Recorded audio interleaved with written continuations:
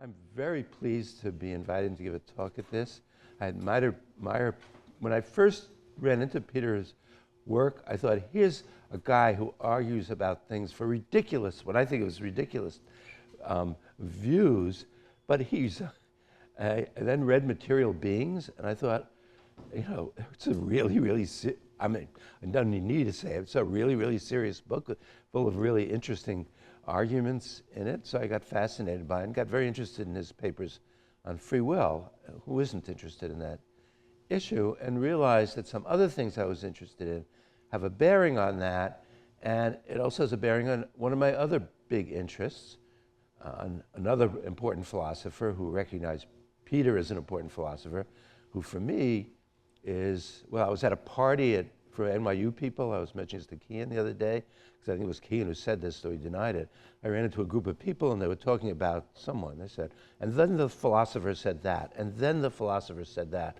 I said, who are they talking about? And of course, they were talking about Lewis.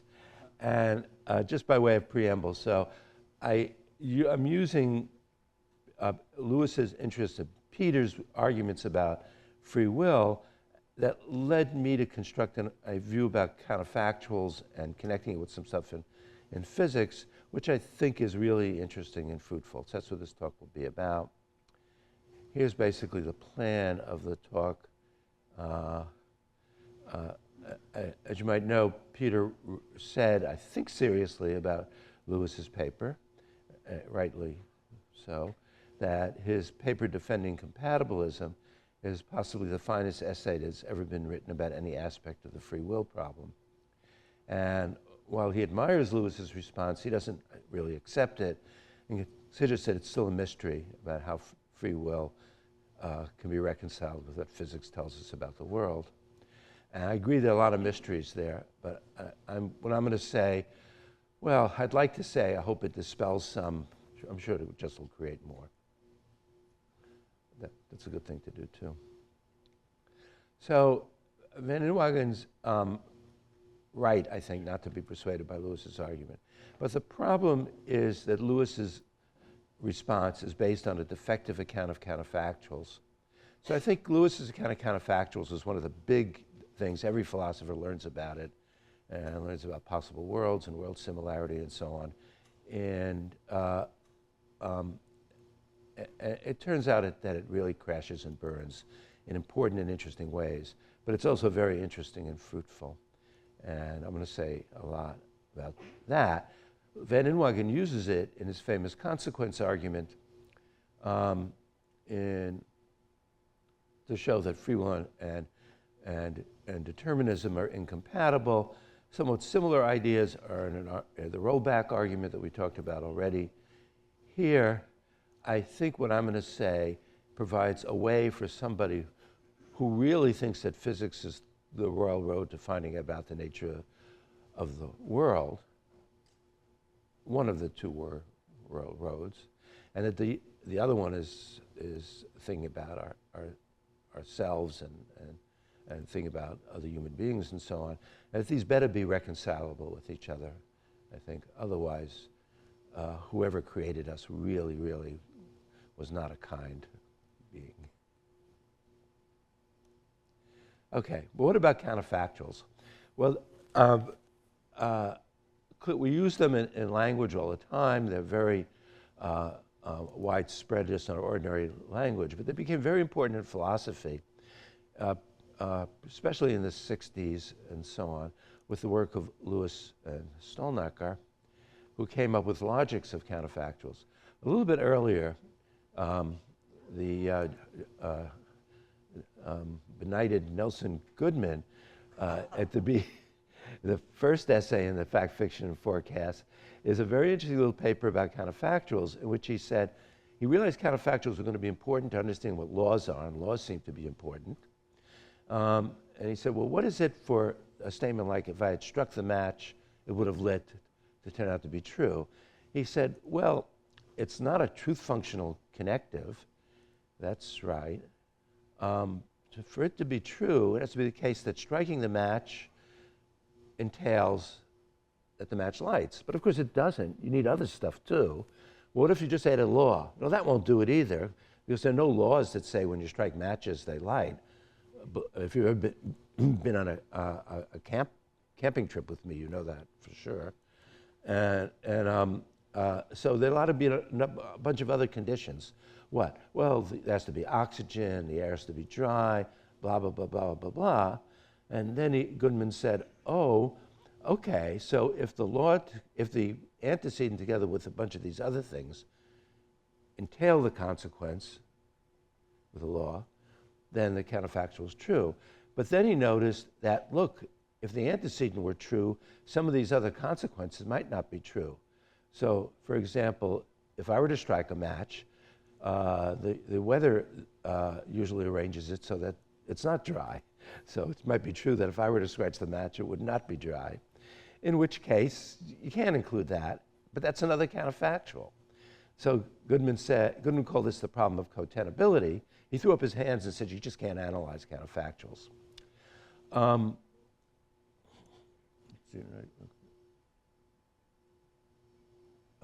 we got to get to Lewis first. Okay, along came Lewis and Stolnaker a bit later, and they swapped the problem of cotenability for the problem of world similarity. They said, look, let's use possible world semantics in order to give truth conditions of counterfactuals.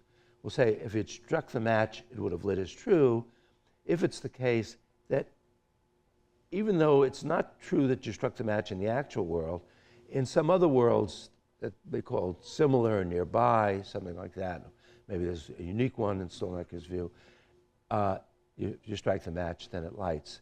Now that makes it sound as though you've got to look at some other world to find out whether the counterfactual is true or false. So if you thought Goodman had problems, this looks like nuts. How are you going to get to some other world to find out? But you'll see that that's a complete misunderstanding of what's really going on. I know when I teach this stuff, that's what a lot of students think. I hope it's not my fault. I'm sort of correcting other people. But I hope no one here thinks that, and anyway, you won't in a little while, I hope. They were giving truth conditions. Giving truth conditions is a different kind of project from saying what makes a sentence true or false. Related, but they're not the same project. Okay, so Lewis then realized, well, he has a kind of problem like Goodman had, but instead of the problem of cotenability, he had a problem with world similarity. What makes one world similar to another? What are the worlds most similar to the actual world? And he came up with an account of this in his paper that I think is called Times Arrow. I've read it so many times, I don't know the Times Arrow and Counterfactuals or something like that. And it's one of the great, great philosophy papers in the history of philosophy, I think.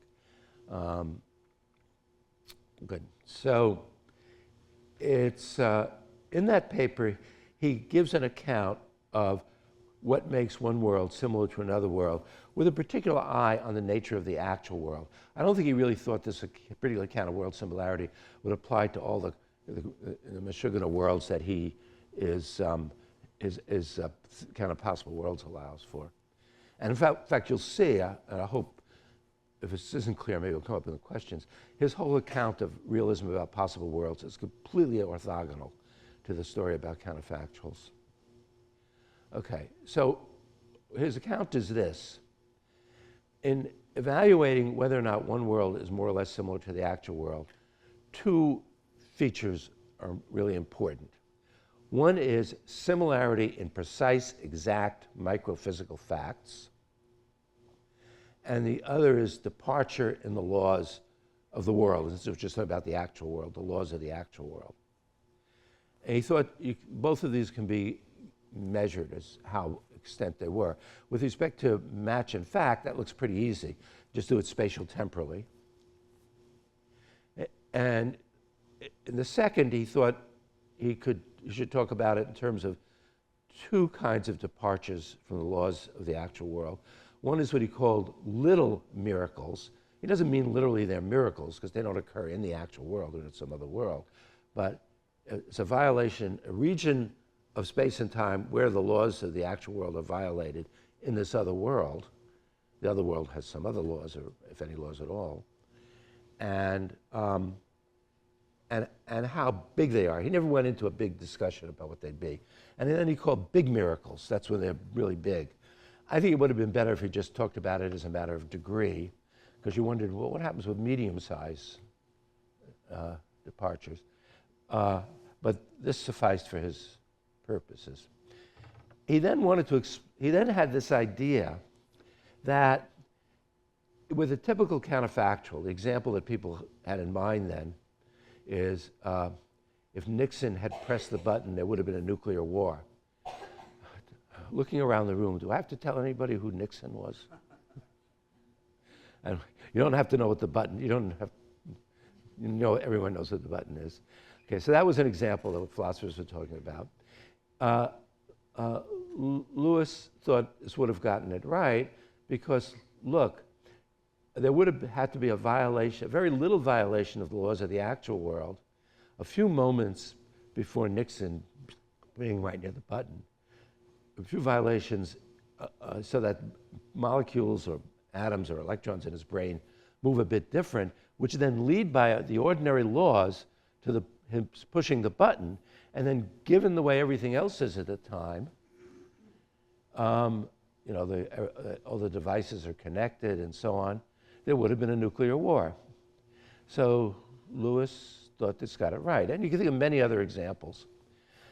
That world where there's a small departure and then departs a lot from the actual world, it differs from the actual world after the small violation, but before that it can match the actual world exactly.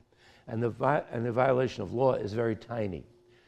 Lewis thought that in order now for that other world to get back onto the actual world, well, that would have required a really big violation of the laws of the actual world. You should have to have now a lot of, all those particles flying around. All of them would have to be moving around in some way to get back to match the motions of the particles in the actual world. Does that make sense? I am sleepy. I think what I'm saying is something, if you're a graduate student in philosophy, you don't know this. I don't know what to say. Okay. This was a really great idea, I think.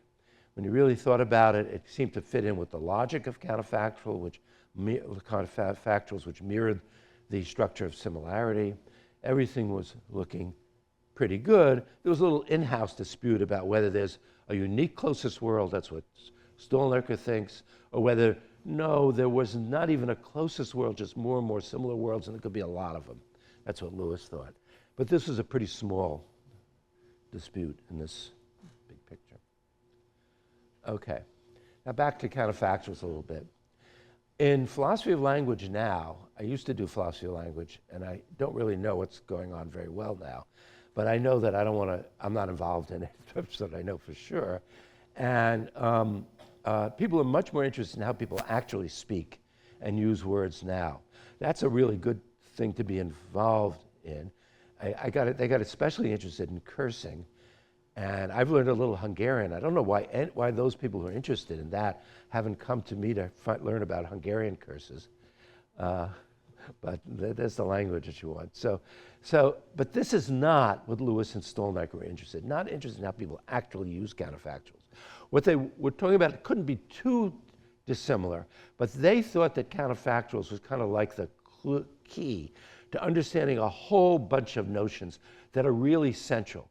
I just want you to stop and think about all the notions that philosophers of science and epistemologists think are important connected to counterfactuals. Measurement, action, decision. If you were to do this, then that would happen. If you were to do that, that would happen. Measurement. If the thermometer read this, then that would be the air temperature. If it were to read that, that would be the air temperature. Laws. I mean, all over the place. So there's an idea that you might think of as the core counterfactual. I look at them as being after that. What makes them true or false? Of course, there's an assumption there that there is such a thing as a core counterfactual. Maybe there's more than one. This thing could be a mess, like a lot of things turn out to be in philosophy. But start with the idea that there's a core counterfactual. I'm going to pursue that idea a little bit with you. It can't be too different. It must be connected with what goes on when ordinary speakers say things like, if Nixon had pushed the button, there would have been a nuclear war, because we're going to test theories out against ordinary use.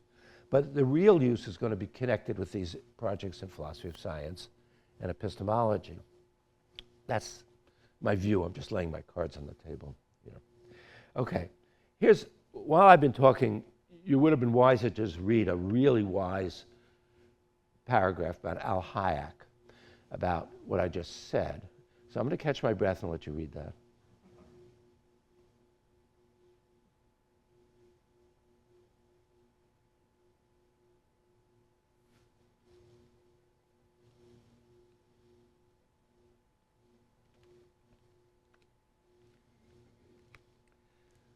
Wave somebody when you've read it. Okay, I've read it. Okay.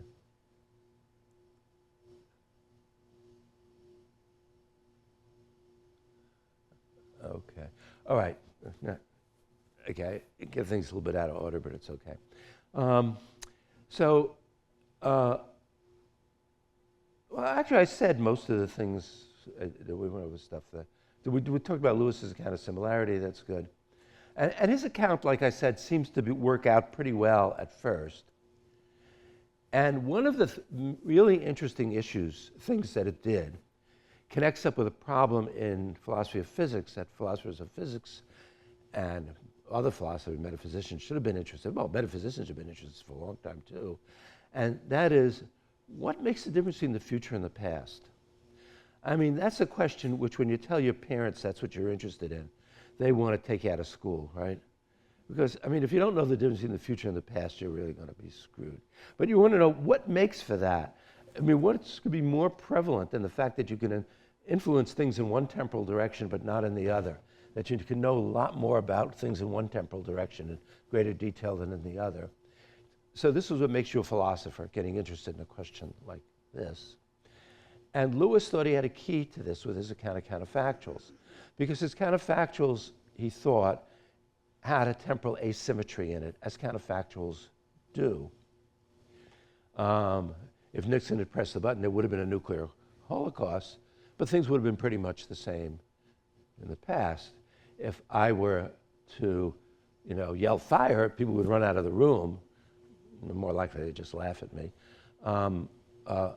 But things would have been pretty much the same. I couldn't get people out of the room by anything I do now, it seems. Why is this? Okay. Lewis thought his account explained this because, and his reason was something like this. I'm going to do it roughly.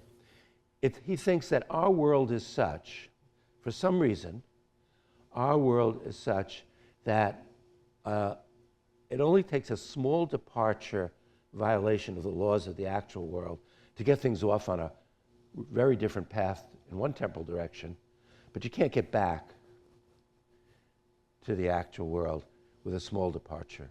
It'll take a very large departure. That's what he thought.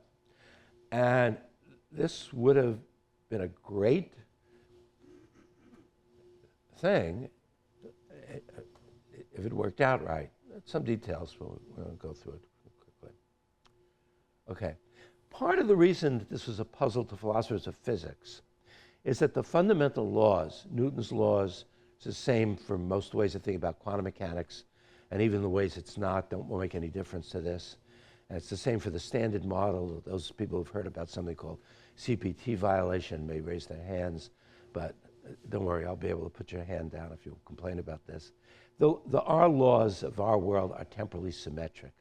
What that means is that any sequence of positions of objects, macro objects, that can occur in one temporal direction can occur in the other temporal direction. But we never see people going feet first out of water, landing back on the diving board. So we always saw them going the other way. Let's see if I got my picture here. Yes. Now let's see whether this works, because I can keep my mouth shut if I can get it working while you look at the picture. Did not work. Oh well. I would like to say it's my wife jumping off a diving board, landing in water, then going out feet first. But no, it's her frying an egg and then the egg being unfried. Okay. That never happens in our world. Why is that? Okay. Well, some metaphysicians think that the reason has to do with the nature of time itself. Time flows. Time has an intrinsic direction. Time is fundamentally different from space. Only the present is real, and somehow it moves. I don't know where it's going, but it's moving. And those people who have that kind of view. Or the reality grows. There are metaphysical metaphors that are supposed to capture this. But people in physics are interested in giving a physics account of why this is so. Okay. Lewis thought that he might be able to explain it in terms of the temporal asymmetry of these violations of laws, the one I just told you a few minutes ago, that our laws as such, even our temporally symmetric laws, are such, given the way things are distributed in our world, such that it takes a little violation to leave our world, but a big violation to get back to match our world in another temporal direction. He realized that this must be connected to the other big temporal asymmetry that physicists are interested in, but they know is not fundamental. And that's what's called the second law of thermodynamics. The second law of thermodynamics says that I get to look more and more disheveled day by day. Or it's not just about me, it's that what's a quantity called entropy of the universe increases, and if it's subsystems, if left on their own, will increase too until the system reaches equilibrium. I'm not going to give a lecture in statistical mechanics right now, but everybody has heard of it, even if you don't know what it is. But it's something like things get messier and messier and messier, in some sense of messy, not in the one you probably think, as you'll learn in a minute, but good.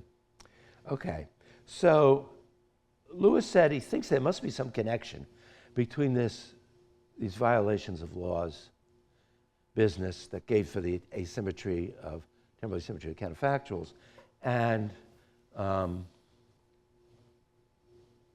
the second law of thermodynamics, but he just didn't know why. He ends the paper saying, I don't know what the connection is. Well, I learned what the connection is. I wish I'd figured it out myself. I didn't.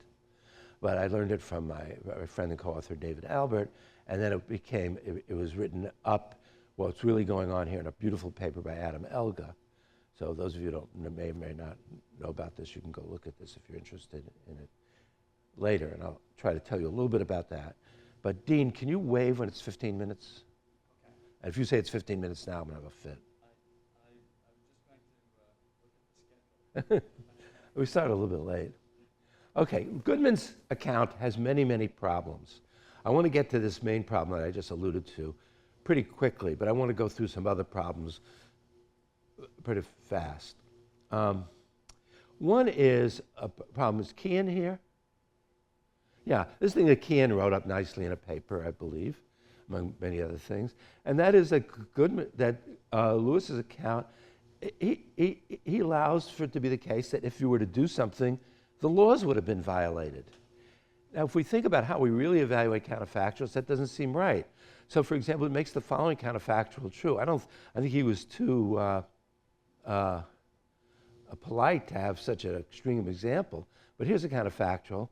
I didn't scratch my ear a minute ago, but if I did, I should have won the Nobel Prize, the next Nobel Prize, right? Because I would have violated the fundamental laws of quantum mechanics. And anybody who does something to violate the laws of quantum mechanics deserves a Nobel Prize. That seems crazy. So this is a bad feature of Lewis, which was not a feature of Goodman's account. It would be nice to get rid of it. But Goodman thought he needed something like that because if you have determinism being true, determinism is true, which he thought it might be true in the actual world, and you have a counterfactual, then the other world is going to be one in which it's either different from the actual world throughout its whole history, or the laws are different, or both. You got to be like that, right? Because of what determinism is. So he said he's going to opt for a little bit of both. He has a lot of match and perfect fact up until a little bit of the time before the counterfactual, the violations of laws that lead to the counterfactual antecedent. But other than that one little region which the laws are violated, the laws of the actual world are not violated in this alternative world. And while the facts match throughout a lot of the history, depending on the time of the counterfactual. They often won't match at other times. Okay, this is one of the problems with Lewis's account.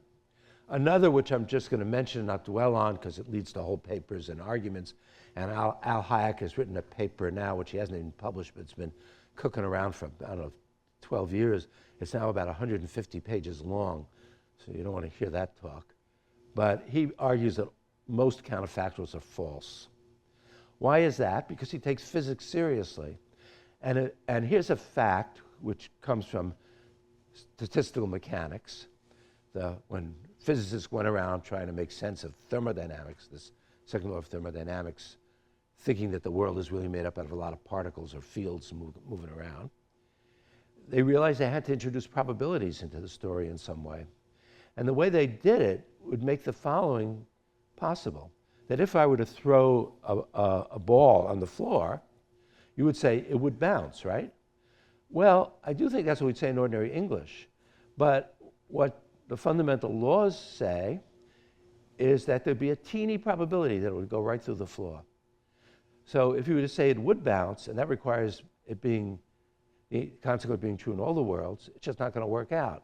So really you should qualify the consequence of counterfactuals with it'll probably happen. Now the probabilities for most of the things we're interested in are so indiscernible from one, we don't care. And my feeling is just leave it to the philosophers of language. They meet on a different day. They'll fix this up so that it'll fit out with ordinary English. They'll talk about context and things like that. And I'm sure it can all be done. But I'm interested in the core counterfactual. So I think I go along with what Hayek says. There's a worry about something called backtracking. I'm not going to have really time to talk about it. And counterfactuals with indeterminate times of their antecedents. Let me just give you an example of that. On Lewis's account, if my jacket had been stolen last night, it would have been stolen at the last possible moment. Turns out to be true. Jonathan Bennett pointed this out.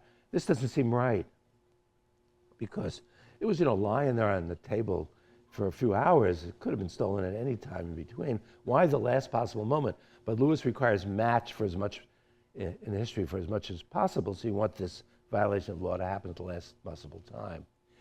And this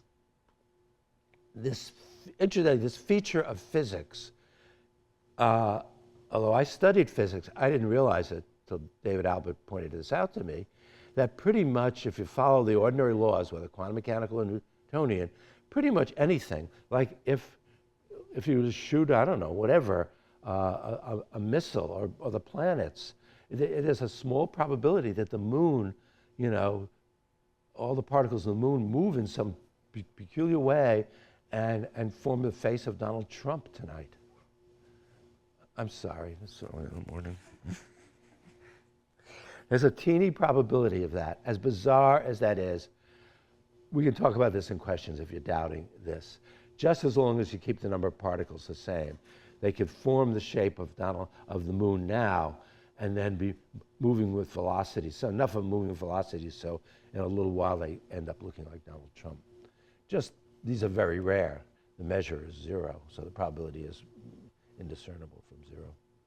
Okay, the main problem was pointed out by Adam Elga, and that is that Elga noticed that there are worlds which start off very different from the actual world, so they don't match the actual world, but they're such that by small violation, and in those worlds Nixon pushes the button, but then particles are so arranged with their velocities and so on that a small violation of law leads them to then match the actual world from a little bit after the Nixon pushing button time on, in which case that would falsify if Nixon had pushed the button.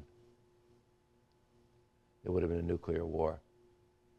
Okay, and in fact, those worlds, by Lewis's criteria, are closer if the history of the world, if the world goes on for longer than the 13 billion years that we think has existed so far. Okay, so that's a big problem. I'm not going to go through the argument. Elga's paper is quite beautiful. It's based on an idea that comes from David Albert's book, Time and chance. And once you learn about statistical mechanics, it should dawn on anybody who really thinks about it. Lewis certainly learns to taking a course in statistical mechanics as he studied chemistry, but I just think he didn't really think about it. So I don't know. I didn't know him well enough. I'd really like to know and I know he heard about this problem and thought there must be a workaround. And there is a workaround. The workaround is, say, throw out all those crummy worlds which start out so different from the actual world that particles move around in such a way that Nixon pushes the button, and otherwise everything looks just like the actual world a few moments after that, but there's no nuclear war. Throw them out. You can do that. You can do that in one easy way.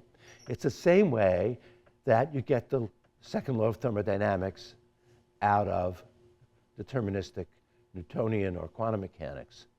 And that is by adding two things. I'll just write them down here. Okay. You add two things to the fundamental physics of the world. One is a law or law-like claim that says that the entropy of the universe was very, very tiny 13.7 billion years ago. This was dubbed the past hypothesis by David Albert, and it's the term that's taken up by everybody who writes on this subject now.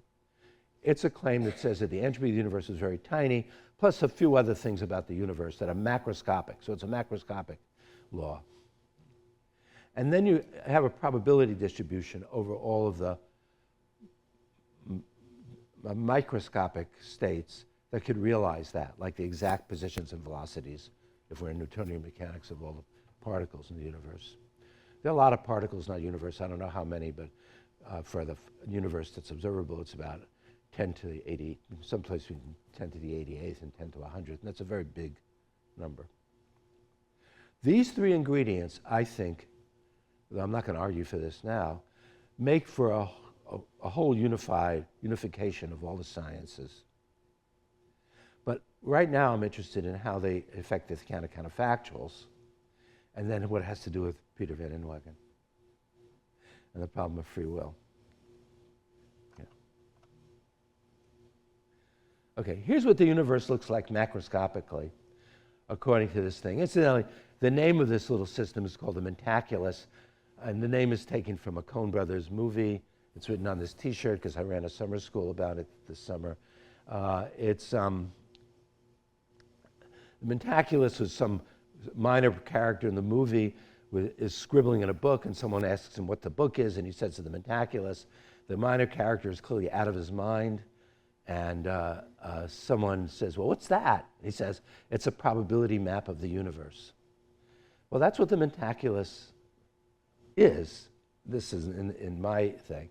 It's a probability map of the universe, because look, if there's a probability distribution over all the initial conditions of the universe, and there are deterministic laws, that's going to lead to probabilities over everything, at least the probability density over everything, and it'll lead to conditional probabilities, probability of B given A, whenever the probability of A is bigger than 0. And really, this is the guts of all of the sciences. What do the sciences tell us about it? How likely it'll be that it'll snow tomorrow, given that the meteorological conditions are such and such and such and such. How likely is it that a disease will spread in such a number of people, given such and such conditions? Okay. Now, of course, normally what the sciences do is they don't look at all the conditions because they involve things like the Earth continuing to exist and the solar system and blah, blah, blah, blah, blah, blah. What's done is to take a lot as context and then just pick some of these initial conditions as the ones to focus on. That's why I made this incredibly, outrageously ambitious claim a little while ago. Okay, very just quickly back to the diagram. I should explain it. Okay. It's not drawn in scale in many ways, but the idea is that the very thin lines, if you can see them, are supposed to represent microscopic histories of the world, the exact positions and velocities of the particles throughout the whole history of the world, if we're in Newtonian mechanics. The thick lines, or the cylinders, those are the macroscopic histories of the world. The macroscopic histories are branching. At a macroscopic level, given statistical mechanics, the world appears indeterministic. At the microscopic level, it's deterministic. If you have the right view about probabilities and laws, you shouldn't think that it's not really indeterministic, that it's really deterministic, but it's not. But indeterminism is an illusion. No, both are real for the worlds. But I'm not going to go into what the right metaphysics of laws are, because that's what this is about. Okay, well, those can come up in the questions, I guess. Okay, so that's the diagram. Okay, the whole diagram, as you can see, it orients the arrows of time. I claim, though I'm not going to go into it, I'm just going to apply it, that this will explain, these probability, conditional probabilities, will explain why it is that, given I am now, I can influence things in one temporal direction, but not in the other temporal direction. I can influence macroscopic things in one temporal direction, but alternative decisions that I make, of course, they'd have to correspond to different microscopic histories of the world. In that sense, I have influence over the microscopic history of the world. But they won't turn up macroscopically, and there won't be any ways I know about, and I don't make no difference to anything. Okay? So this is why we think there's such a flat difference between future and past. It's because the difference only shows up macroscopically in one temporal direction and not in the other temporal direction. Okay. Of course, the big questions that somebody might ask here. What are these probabilities anyway? I claim they are objective. They're real features of the world. And then someone might say, well, what the bleep are they? I thought you only get objective probabilities when you get, real indeterministic fundamental dynamical laws. There are people in this room, I'm looking at one, who thinks that at least wrote something saying that. I'm not going to say any more about it. And that's a very widespread and perfectly sensible view, but I don't think it's a really good view when you really think about it.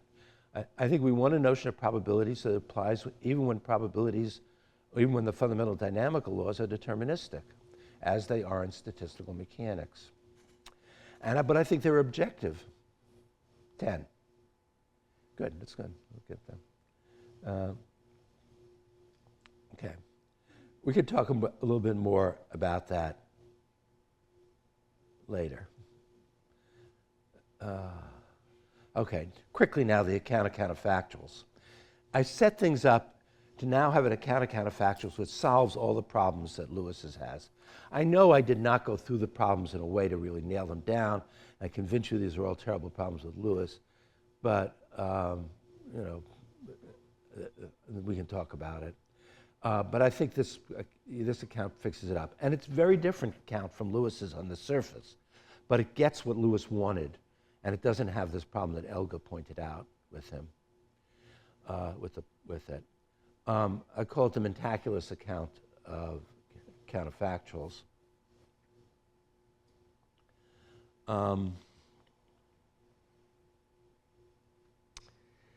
Okay. It has nothing to do with world similarity at all. Similarity got rid of. Nothing to do with worlds, get rid of them. Small side remark. Lewis didn't need his worlds either, except as a device. Because if you really think about his truth conditions for counterfactuals, what makes a counterfactual true or false for Lewis are just facts in the actual world. What's going on in the actual world? The other worlds are just being used as a way, as sort of like scaffolding in order to express the logic and to give the truth conditions. Okay? But what the truth makers are just facts in the actual world. This account doesn't even have the use of worlds or similarity, just probabilities and laws. And here's the account very quickly. If A at time t were the case, then B would be the case, has probabilities X, is true just in cases at time t star between the time of the past hypothesis, that's this time near the beginning of the universe. Okay. Parenthetical remark, I'm calling it the beginning, but what makes it the beginning is that that's when the past hypothesis holds. And the time t, time of A, when the macro state m star t, when mt star is such that the probability of A given A and T and mt star is equal to x, and T star is the time that's closest to the time T. And that time will almost always, except in bizarre examples, be between pH and T. So here's the picture. I know what I said is a hard bit to swallow. If you go back to that diagram that I had before, maybe I put it up here so you can look at it if I can get to it easily. Okay, the idea is that when you look at a counterfactual antecedent, we're interested in a branching time where the macroscopic state of the world then makes A reasonably likely, and the state at that time and A make B very likely, or whatever the probability is.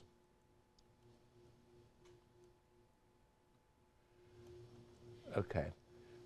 So this solves all the problems with Lewis, but it would be crazy to do this and not get to not get to the consequence argument. So it's a very long talk. I knew I wouldn't do all of that. Okay. All right. Everybody remembers the famous consequence argument. I have a particular version of it here. I believe that niceties about how you formulate it is not really to the issue, but I might be wrong, and Peter might tell me that I'm wrong about this. The consequence argument, it makes it really apparent that if determinism is true, then there can't be free will as we normally think about it, because we normally think of our free choices as making a difference to whether my left hand goes up or my right hand goes up. But since I can't do anything to influence the past, and I can't do anything to influence the laws,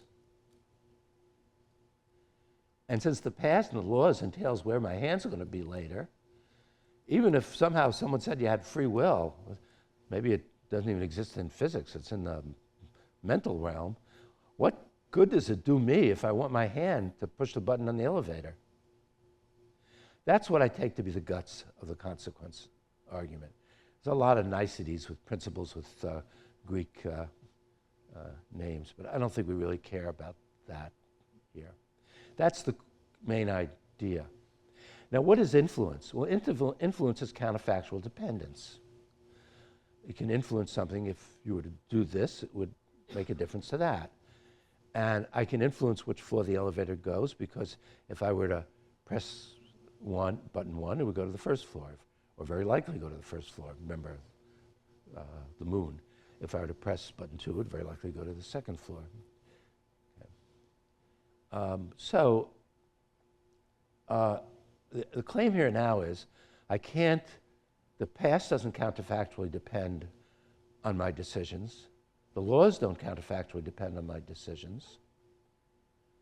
So the future can't counterfactually depend on my decisions. Free will don't do me no good. Now, this is how I understand the consequence argument. One could go more immediately and just say, look, free will has to be something in physics. Physics just says what's going to happen. How can you have any free will? But I took Peter as bringing it out that even if I were to grant that you could freely make a choice, it wouldn't do you any good if the fundamental laws were deterministic. He's looking at me puzzled, so he doesn't understand it the same way. We went into a discussion about this before. Maybe we'll do some more in a minute. Oops. Okay. Now, here's my way out of this. I make a quick remark about Lewis first. Lewis, in what Peter said was the finest essay on this, responded by saying with his account of counterfactuals, he can say that, look, if he were to make an alternative choice, it's true he couldn't make any difference to, it's true he would have to have, in a certain sense, made a difference to the laws, But it would have been in the past, and it would have been a small violation. Because if I had made a different choice than the choice I actually made, on Lewis's account, on my alternative choice, there would have had to be a violation of laws a little bit before I made the alternative choice. Think of Nixon. But that's not something I can do. It's not something I'm doing. And nothing I can influence or anything like that in any sense that it does me any good. So Lewis's way out was to reject the idea that you can't influence the laws under this counterfactual dependence notion of laws. Because on Lewis's account, really, if I had made a different choice, there would have been a violation of laws. Okay. I think that's not the good way to go, but I like Lewis's strategy. So I'm rejecting the other premise that I can't influence the past. I think I can influence the past because there's counterfactual dependence of the past and what I decide to do. But that is now paltry and uninteresting because it just has to do with the microscopic past. Remember the picture with the branching macroscopic histories. Alternative decisions that I make now will correspond to different microscopic histories of the world, but they won't correspond to different macroscopic histories of the world. So I can't influence the macroscopic past, which is why I think I can't influence the past at all. And even though I can influence the microscopic past, it's not in any way that's of any interest to me or that I can know anything about. So of course, I never noticed it. When I say microscopic here, I mean the entire microscopic history of the world. Talking about the positions of an electron won't get you out of this issue that I'm talking about now. Okay, so that's my response to the consequence argument and how I think and why I think Peter's work on this is so fruitful. Because, at least for me, because it got me to see how an idea that came up in the middle 19th century and trying to understand how to reconcile macroscopic thermodynamics with fundamental physics, which at that time was thought to be deterministic classical mechanics, how that idea, namely the probability distribution that Boltzmann introduced and then ultimately the past hypothesis, is the person who introduced that, so to have some authority about it. Eddington originally, Boltzmann really had the idea, Eddington, but Feynman makes it very clear this is what to do in his lectures on physics and elsewhere. And this is written up nicely in David Albert's book, Time and Chance. And then what I saw was how all this has applications to an enormous number of problems in philosophy, including Lewis's account of counterfactuals, and then ultimately to Peter's consequence argument. And if we had time, I could show you how it also applies to the indeterministic argument. And I better end, although there's a small probability that I'll go on forever.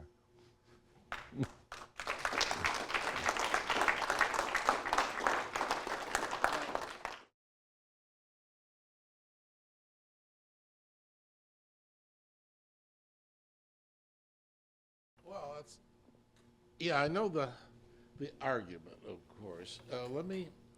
I have to wonder whether your discussion of the consequence argument isn't hostage to the particular vocabulary that you use to state your version.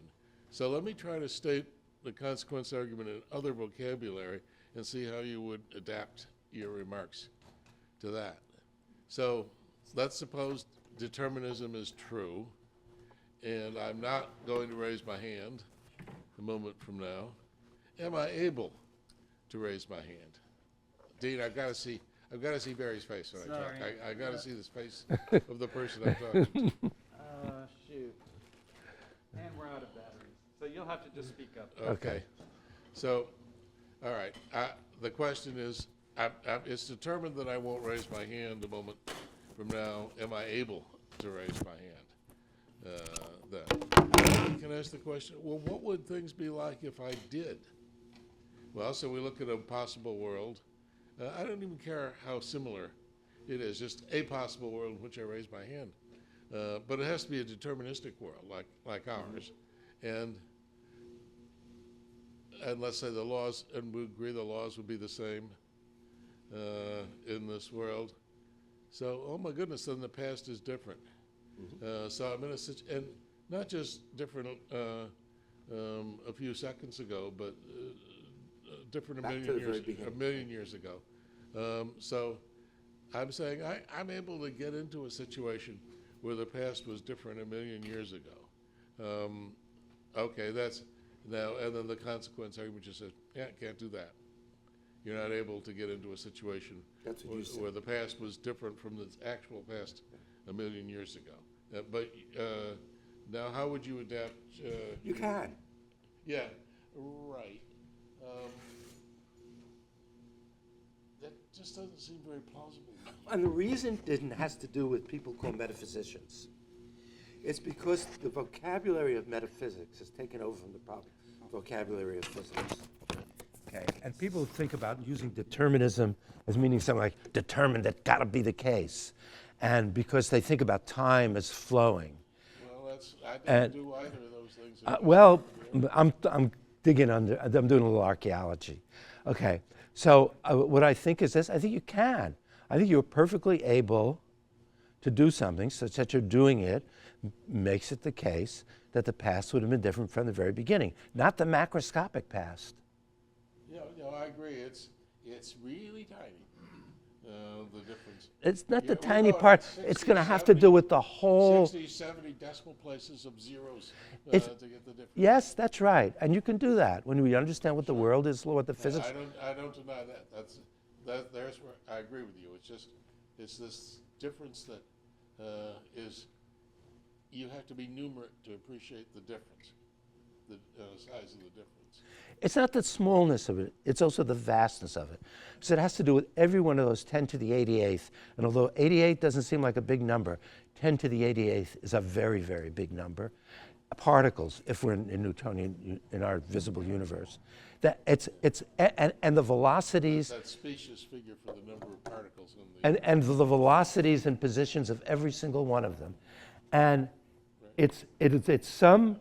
There's so many of them. In fact, there are literally continually many of them, because if we think about the velocities and positions to take a real number of values, it's small differences in them, an accumulation of them, given those laws, and it's appreciating what those laws are like, that would lead it to be the case that some weirdo collection of those is going to be such that they will lead to a world which is macroscopically just like ours, with the exception as you make this different decision.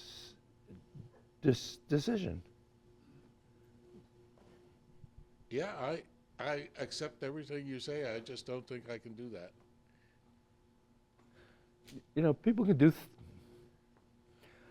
I know. I remember that when it just comes to my mind. It may be too ridiculous.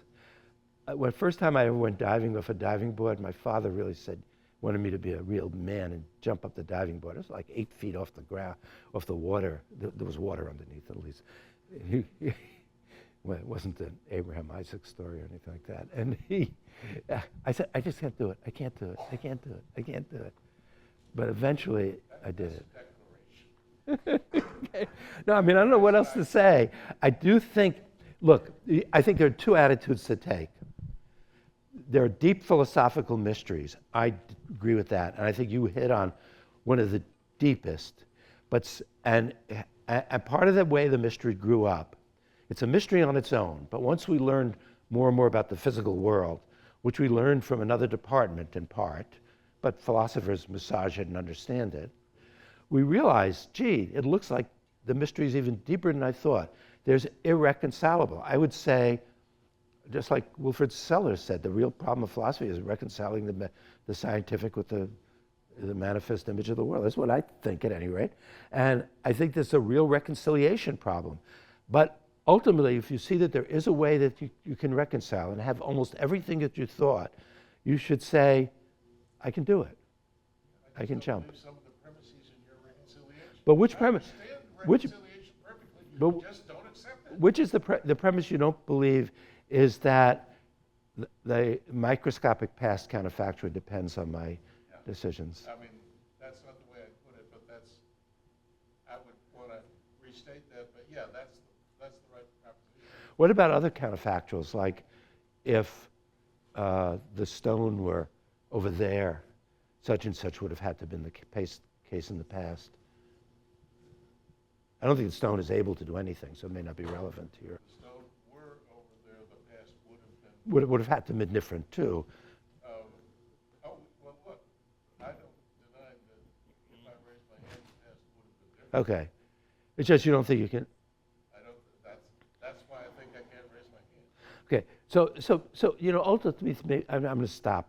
It may come down to how I want to use the word able. And you may be so wedded to one way of using it and some concept of it, and I have a different one, and mine lets me not only sleep at night, it caused me to oversleep this morning. I have defined able in various places. Okay. So you drew this sort of branching diagram, and I wasn't sure what significance we were supposed to draw from the fact that the way you drew it, there's branching going upwards in the future direction, but you didn't draw the sort of the fat lines Right. ever coming back together. So I think that might, I mean, obviously it was just a little diagram, but it sort of suggests a picture where the current macro state perfectly preserves records of the whole history of past macro states. No, that's and misleading. I don't think that's true. I think that you can Of course. have, macro facts about, how many hairs were on Julius Caesar's head at the moment of his death or whatever can just get lost worlds that differ macroscopically as regards the number of head hairs can be the same macroscopically later on. I think this happens all the time. Lots of macro facts are getting, as it were, Lost. lost in the micro chaos all the time. And that okay, great. Now this is okay. I also wanted to look at this, but what's surprising about this theory is that you're just looking at one particular time, this time t star, and you're looking at the macro state at that time, and it looks like, given the thing I just said about how facts are getting lost, the probability of Caesar's having, there'll be many different facts about Caesar's hair number that all have some substantial probability of being true, conditional on, I guess MT star is the macro state at some fairly recent time, and A of T is, I do something different and so forth. So it seems like because you're only choosing one time here, you're not getting this desired sort of thing, which is that, at least as far as the macro facts about the distant past would have been the same even if I had moved my arm differently or whatever. Rather, you're getting that there's many different, it's very, very likely the number of hairs on Caesar's head at the time of his death would have been different if I hadn't moved my hand just now. So why are you? Wasn't the whole point of this that we were supposed to try to concede to people like Peter that there's an important grain of truth in the idea that you can't, the past would have been the same no matter what you had done, namely that the past would have been macroscopically the same. But it seems like you're actually not getting that grain of truth. Okay, a couple of things. One is, so of course what you said is correct. There will be macroscopic merging, and so facts will be lost, and there'll be misleading things about the past. And if we really would draw a picture like this, well, you couldn't draw a little picture because we divide the world up into little regions. There's like God knows how many, and it would be a complete mess. I couldn't draw it.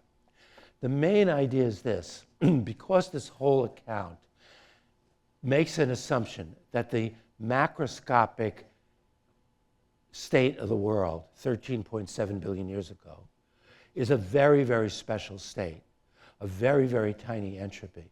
It's very difficult to appreciate just how tiny the entropy is, how well ordered it was. I know we don't think about it normally as being well ordered, being, this dense, very hot, good knows what. No, I appreciate it. Okay, but you may, yeah, okay. Okay, that insofar as the universe expands, there's things happening in it, you could see that the branching is going to be much more in one direction than the other. You're right, of course, there will be merging, but less than you were sort of suggesting. I mean, just the last night at dinner, I forget who was saying about how it's recently been discovered a macroscopic fact about your Neanderthal ancestors that were discovered recently, that we have now macroscopic information we can get now about how much Neanderthal genes you have. So there's much more that's preserved in the macroscopic, because any information we actually get has got to be macroscopic. That's all we have access to is the macroscopic. Okay, so there's much more. Not all of it's preserved. Not all of it. Okay, this is just so people don't go too far over in the way you're going. But I'm agreeing with you. There is a lot of merging. The important thing for this discussion about the consequence argument is that when it comes to decisions correspond to small differences in my brain, they will make a big difference, or can make a big difference to things in the future. Like what I say, how my arms move, and that may make a difference than whether I'm near a button and I'm president or not, okay? But it just won't make a difference to things in the past. But I'm giving you an argument that, on your view, given this semantics, the following is the case. If I had moved my arm just now, then very likely the number of hairs on Caesar's head at the time of his death would have been different from whatever it actually was. And that counterfactual... Wrong. How likely is it now, the number of hairs on his head? How likely is it now that the number I mean, you may know this key, and this has been gone through. Adam Elgar raised this objection years ago, and he raised it in a context in which he misunderstood because it wasn't presented right what the theory is. Remember here, it's the probabilities that depend. The probability of there being some other number. Suppose that Caesar actually had such and such number of hairs on his head. The probability of having some other number of hairs on his head, given the macroscopic state now, is minute. The probability now of his having such and such number of hairs on his head is also minute. It would make no difference to the probability of his having such and such number of hairs on his head, whether I raise my hand or not. Sorry, I was just trying to plug in an exact sentence for B here. My B is the number of hairs on Caesar's head when he died is different from what it actually was. Remember, it's a consequent. Yes. Okay. That is the consequence. So my counterfactual is, if I had moved my hand, then whatever this P is, the probability that the number of hairs on Caesar's head was different from what it actually was is high, is true. So I'm trying to just plug this into your That's true. into your formula here. I mean, this isn't a hostile question because there's a close cousin. No, I get it now. I misunderstood it. I thought you were giving a particular number of hairs on his head. No, I'm actually plugging in. I got it. I'm sort of specifying it as using the expression different from what it actually is. I got it. But there is a account that's a bit like this that wouldn't have this problem, where if you instead of just conditionalizing on m of t star, a thing you could do would be conditionalize on the complete macro history all the way starting at whatever this t star is and macro facts all the way back to the time of the past hypothesis, and then you would be getting the sort of the macro counterfactual independence of the past from the macro present for free. So you could do that, but I was just wondering why you didn't. Okay, maybe, can we talk about this a little bit later?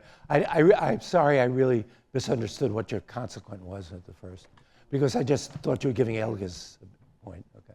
What do you think? I was trying plugging in various things again into this. I mean, what do you think about the claim that I can influence the position of particles outside my light cone right now?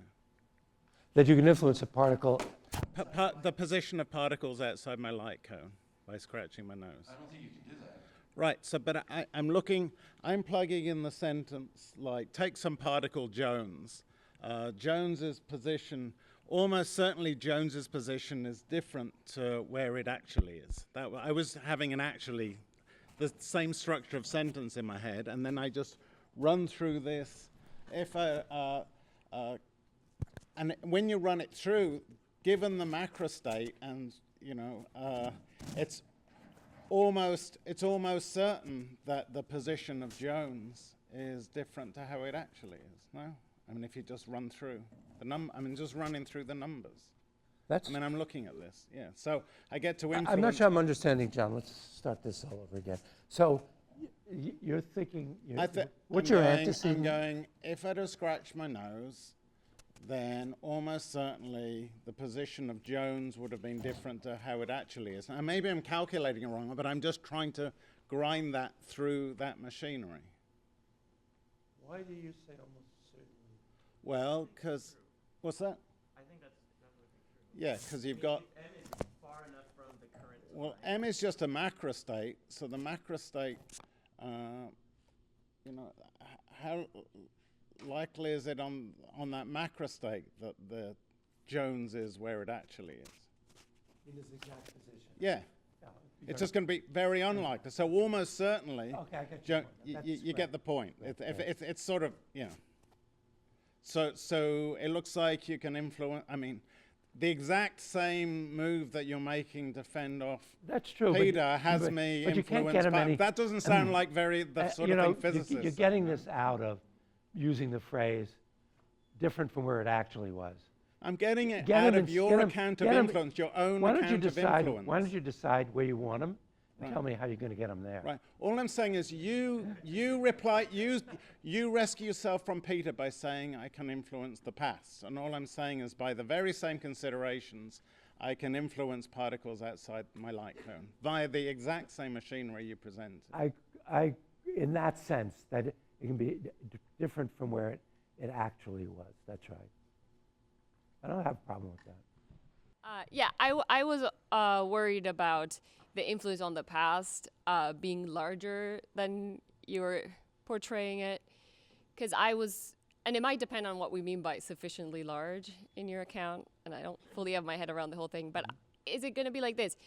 If there's some way of making a pretty good prediction about what I'm going to do based on a past macro state, then in considering what would have happened if I'd done something else, I have to sort of backtrack all the way to that past macro state, change things there, and then look how it would have evolved with the laws. Because I was thinking if we're using that recipe, then I do have big influence over the macroscopic past. Because if someone in the past is writing macroscopically some predictions based on what they know about my brain or my personality, maybe they took a brain scan, then I'm gonna be changing what they would have written or they would have said with my current action. That seems. I'm not sure you would have been if I understand your example. So you're imagining that somebody is making prediction from what you're going to do, right? And you're deciding different things. I mean, I'm imagining they're pretty good predictions And because they're they have like predictors. brain scans. They like know a bunch of psychology. They know my social context. They know lots of microscopic facts. Yeah. Right. And so if you had decided to do something surprising out of Veronica character, okay, they would have gotten it wrong. And that they just would have gotten it wrong. I mean, they might be a good predictor, but they just But get it doesn't wrong the all recipe time. say that what would have happened if I had done something surprising? To evaluate what would have happened, we have to go to a time where me doing something surprising What has a would high have- probability, and that has to be sort of like far enough in the past that no So no the good antecedent prediction is if I had done something surprising. just if I don't know, if I had plug in a particular surprising action. If I'm understanding, which I might not be because I was zapped out, if you plug in a particular one, then if you had done something like, let's say you usually get white wine and this time you get red wine, and everybody predicts you're going to get red wine. And even though they're very good predictors, they would have gotten it wrong. Okay, that's what I would say, and I think that's the right thing to say. It doesn't mean that they're not good predictors. It's just they didn't. Being good predictor doesn't mean you get it right all the time. Wait, we could talk about it. Okay. All right, but I do think there's one interesting thing which came up in the discussion. By using phrases like different from what it actually was or something surprising, they do cause some problems for the account that I realize that I have here. And I have to figure out what to say about those kinds of phrases. But if it's a particular thing, I don't think there's a problem. But maybe I would appreciate it if we could talk about this in a little more detail. Okay, thank you. Okay, thank you, thank you. Okay.